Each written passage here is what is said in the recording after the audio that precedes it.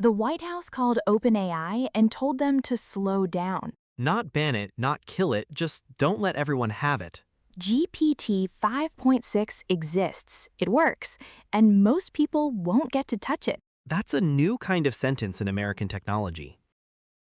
Every product the government has ever restricted was restricted because something was wrong with it.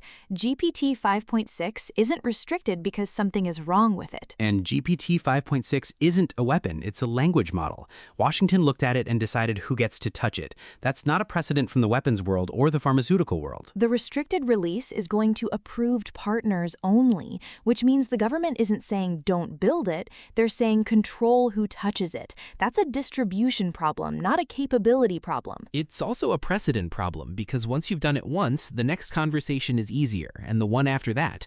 OpenAI just demonstrated that they'll take the call. Sam Altman took the call and then immediately told his employees he didn't want this to become the pattern. That's a memo that was always going to leak. So he complied publicly and objected internally. That's not a contradiction, that's a strategy. The harder question is what the security concern actually is. The administration hasn't said. Security concern could mean foreign governments weaponizing the model, or it could mean the government doesn't want certain domestic capabilities accelerating.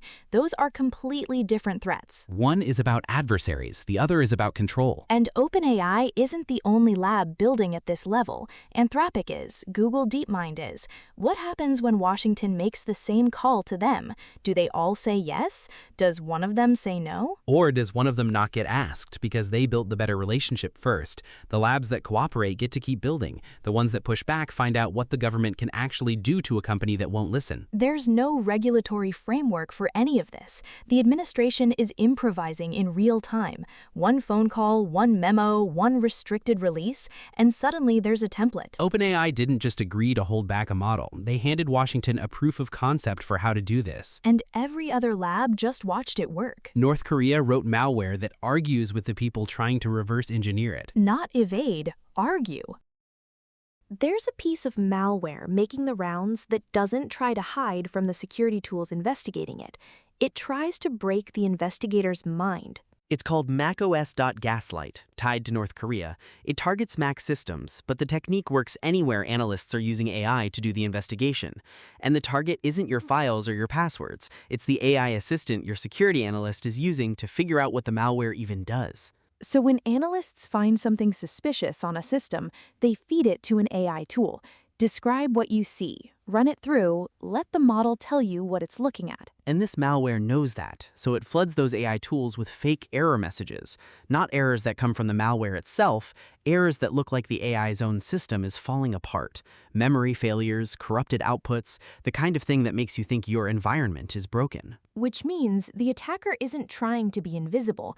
They're trying to make the investigation feel impossible. The analyst sees a mess of system errors, assumes their environment is broken, maybe restarts, maybe tries again with the same result. And the whole time the malware is just sitting there, unbothered. The name is exactly right. Gaslighting is specifically the act of making someone question their own perception, and that's exactly what this does, except the someone is an AI. If we're handing more and more of the investigative work to these tools, and attackers are already learning to manipulate those tools directly, the AI doesn't just need to be smart. It needs to be skeptical of its own outputs, and nobody has really built that yet. 25,000 fake accounts, not a handful of rogue researchers, 25,000. And each one having conversations with Claude, nearly 29 million conversations total. Claude is Anthropic's AI. Alibaba, the Chinese tech giant, wanted to make their own AI better. Instead of building from scratch, they ran 29 million questions through Claude and used the answers to train their own model. It's called distillation. You take a powerful model's outputs, its reasoning, its answers, the way it structures a response, and you feed all of that into your own system. The student learns by watching the teacher. The teacher had no idea it was in a classroom. And 25,000 fake accounts is what it takes to avoid detection. One account asking 29 million questions would get flagged immediately. So you spread it out. You make it look like normal traffic. The U.S. has been tightening export controls on AI, restricting what chips and models can go to China.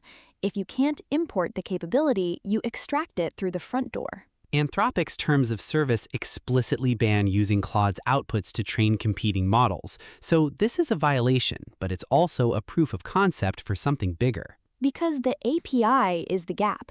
You can restrict hardware, you can restrict model weights, the actual files that encode everything a model has learned, which is what makes one AI different from another. Restricting someone from just talking to an AI and learning from what it says is a much harder problem. And if it worked once, every lab with a public API just became a training dataset someone else can harvest. James Webb pointed at what looked like a single black hole and found 6 entire galaxies in the middle of a collision, all at once, just 1.8 billion years after the Big Bang. 6 galaxies, not fragments, whole galaxies, crashing into each other. And when it's done, they'll form one of the largest galaxies ever. We're watching the construction happen. That's not an observation. That's a time machine pointed at something that shouldn't be visible yet. And Webb keeps doing this. Every time it points at something familiar, it finds something larger than expected. We're going to be rewriting cosmology textbooks for the next 30 years. And probably arguing about what they should say for the 30 after that. A company called Securitize takes real-world assets, stocks, bonds, private equity, and turns them into digital tokens on a blockchain. A blockchain is a shared digital ledger that records transactions without a central authority like a bank, meaning you can trade these assets the way you'd trade cryptocurrency. And they just raised $400 million, and they're heading for the New York Stock Exchange. The market they operate in barely had a name 5 years ago. Now analysts project it hits nearly $19 trillion within a decade. Wall Street is putting a price tag on the pipes that digital finance runs through. That number is the first real price on whether tokenized finance is infrastructure or a bet. Infrastructure companies don't usually go public until the infrastructure is real. MIT built a robot training system where you demonstrate a task once, roughly, not carefully, say something vague like, put the thing near the other thing, and the robot figures out the rest. 2 language models work together inside it. Language model meaning software that reads and generates human text the same way you'd read and write a sentence. One takes the vague instruction and clarifies it. The other watches the demonstration and filters out everything irrelevant. 5 times less hands-on training than current methods. The bottleneck for putting robots in workplaces has always been setup cost. Someone has to spend weeks teaching it every variation of every task. This compresses that down to how you'd explain something to a person. Show me once and I'll work out the rest myself. Invesco manages $2.5 trillion in assets and just filed to launch a fund whose only job is to hold the cash and government bonds that back stablecoins. Stablecoins are digital dollars, cryptocurrency pegged to the US dollar, and they need real money sitting behind them to hold that peg. Stablecoin market hits $4 trillion by 2030. BlackRock is already in. State Street is moving. Now Invesco. The firms managing the oldest money in the world are becoming the foundation of digital currency. Which means the line between traditional finance and crypto is disappearing. The thread worth watching going into the weekend, whether any other lab gets the same call Washington made to OpenAI and what they say. We also published this week's essay on the Substack. OpenAI built a chip. So did Google, Amazon, Meta, and Cerebras. What that means for NVIDIA's moat. singularitypulse.substack.com. This weekend on Pulse Deep Dive, Al Gore and the Internet. Not the joke version, what he actually did. Act 1 drops Saturday. And Sunday on Pulse Origins, a short appetizer. Something new is coming. 4 acts. Starts July 5th. SingularityPulse.news. Follow us on X at ThePulseSPN. We'll be back Monday. Rest up? You too. Singularity Pulse is for informational purposes only. Nothing here is financial, legal, or professional advice. Views expressed are our own. I'm Knox.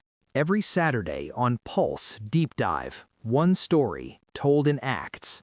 This season, how AI happened, who really invented the internet, and going back to the moon 53 years later. New chapter every Saturday. Find it wherever you listen.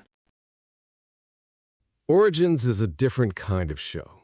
Every Sunday, we investigate the forces that shape the modern world, the geography, the science, the commerce, the decisions made centuries ago that are still playing out today.